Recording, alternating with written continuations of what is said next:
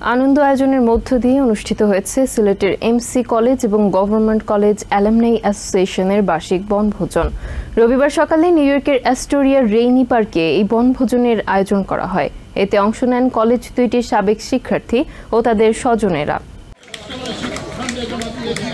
বনভোজন মানেই প্রাকৃতিক নির্মল পরিবেশে আনন্দঘন সময় কাটানো। শহুরে ব্যস্ততাকে পেছনে ফেলে নিজেদের মধ্যে ভালো কিছু সময় ব্যয় করার জন্যই এই বনভোজনের আয়োজন করা হয়েছে।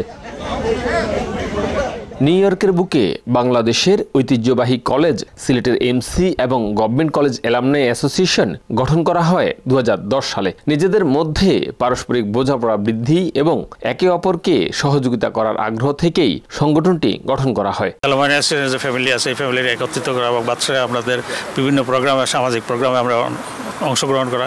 এই পর্যন্ত আমরা অনেকগুলো অনুষ্ঠান করছি। আমরা দেশে এবং দেশের বাইরেও, এই দেশেও করছি এবং দেশের বাইরেও করছি। উত্তর আমেরিকায় যারাই যেখানে আসেন ওনাদের সাথে আমাদের একটা কানেক্টিভিটি, একটা ব্রিজ তৈরি করার জন্যই মূল উদ্দেশ্য এটাই। আমরা একসময় একটা বর্ণাঢ্য সময় কাটাইছি কলেজে, একটা স্বনামধন্য কলেজে।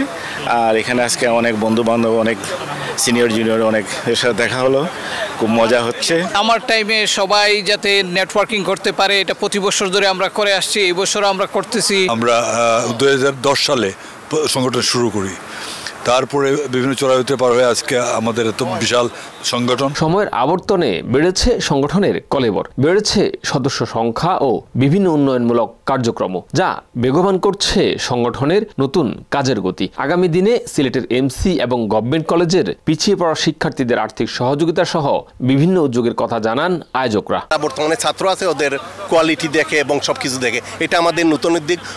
অতীতে আমরা করোনার সময় অনেক বড় বড় সাহায্য সহযোগিতা করেছি। অনেক নিউ ইয়র্কে আইসা হয়তো প্রথম সময় স্ট্রাগল করে, তাদের জন্য আমরা প্রাক্তন ছাত্রছাত্রী যারা আছে তারা সার্বিক সহযোগিতা করব।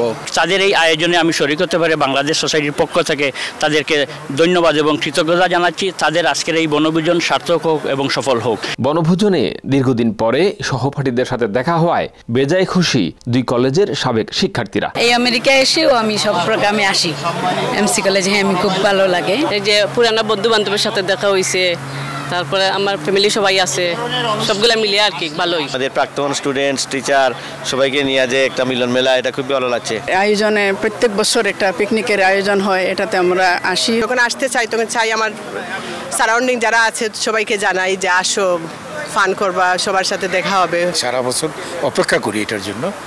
মনে হয় যে আমার বয়স কমে হয়তো 21-22 হয়ে গেছে। আগামী দিনেও এমন আয়োজনের মাধ্যমে এই বন্ধন অটুট রাখতে বদ্ধপরিকর কলেজ দুটির প্রাক্তনরা। Shariful Islam, TVN 24, new York.